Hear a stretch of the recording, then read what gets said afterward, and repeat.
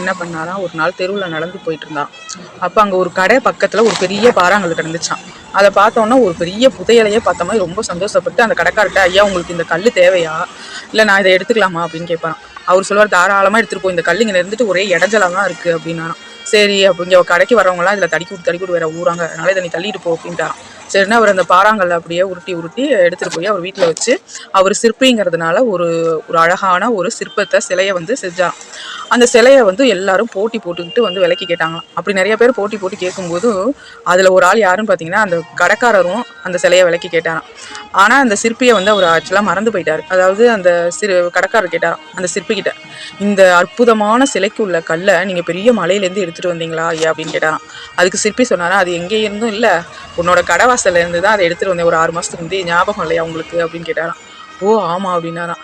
அதாவது உங்கள் பார்வையில் அது ஒரு பெரிய கல்லாகவும் ஒரு தொந்தரவுக்குள்ள இடமாவும் உங்களுக்கு தோணுச்சு, ஆனால் எனக்கு அதுக்குள்ள ஒரு அழகான சிலை உருவம் ஒளிஞ்சிருக்கிறதா என் மனசுக்கு பட்டுச்சு, அதனால நான் அதை எடுத்துகிட்டு அந்த சிலையை உருவாக்கினேன் அப்படின்னு சொன்னாராம்.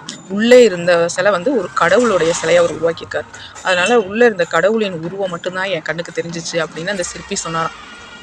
அதனால் தேவையற்ற வார்த்தைகளை வாழ்க்கையிலேருந்து நீக்கி நாமும் விலை மதிப்புள்ள மனிதனாக ஒவ்வொருவரும் நம்ம வாழணும்னா, அந்த சிற்பி எப்படி அந்த பாறையிலேருந்து தேவையில்லாத கல்லெல்லாம் செதுக்கிட்டு தேவையானதை மட்டும் வச்சுருந்தாரோ, அது மாதிரி நம்மளும் நம்ம மனசில் உள்ள தேவையில்லாத விஷயங்களை விளக்கிட்டு தேவையான சிற்பத்தை மட்டும் வச்சுக்கிட்டோம்னா நாம் மகிழ்ச்சியாக வாழலாம். பாறாங்கல்லாம் வாசலில் அனாவசியமாக அது கடந்தபோது அதை யாருமே சீண்டலை, ஆனால் அது ஒரு சிலையானவுன்னு அதை எடுத்து வச்சு பூஜை பண்ணுறாங்க.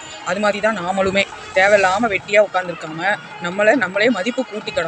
நம்ம மதிப்பை நம்ம கூட்டினோன்னா நம்மளுக்கும் மரியாதை கிடைக்கும். அது என்னன்னா உழைப்பு. எவ்வளோக்கு எவ்வளோ நம்ம உழைச்சி முன்னேறமோ அவ்வளோக்கு எவ்வளோ நம்மளுடைய மதிப்பும் அதிகம். நிறைய பெண்கள் இந்த பாறாங்கல்லுக்குள்ளே ஒளிஞ்சிருக்க சிலை மாதிரி இருக்காங்க. வெளியில் பார்க்குறதுக்கு ஒன்றுமே அவங்க எதுக்குமே ஆகாத மாதிரி இருப்பாங்க, ஆனால் உள்ளே இந்த சிலை மாதிரி அழகான உருவம் அவங்களுக்குள்ளே இருக்குது. அதை எல்லாரும் வெளியில் கொண்டு வாங்க.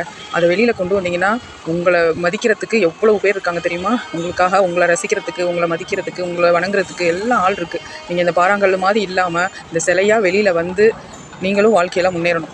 அந்த பாறாங்கல்லுக்கு கை இல்லை, அதனால அது அப்படியே கிடந்துச்சு. அதை செதுக்கிறதுக்குன்னு ஒரு சிற்பி செதுக்கினதுனால தான் அது சிலையானுச்சு. ஆனால் நம்மளுக்கு கடவுள் கை கால்லாம் கொடுத்துருக்காரு இல்லையா, நம்மளை செதுக்க ஒருத்தவங்க வருவாங்க அப்படின்னு வெயிட் பண்ணாமல் நம்மளை நாமே செதுக்கி நம்மளுக்குள்ளே இருக்க திறமையை வெளியே கொண்டு நம்மளும் வாழ்க்கையில் முன்னேறலாம். வாழ்க வளமுடன்.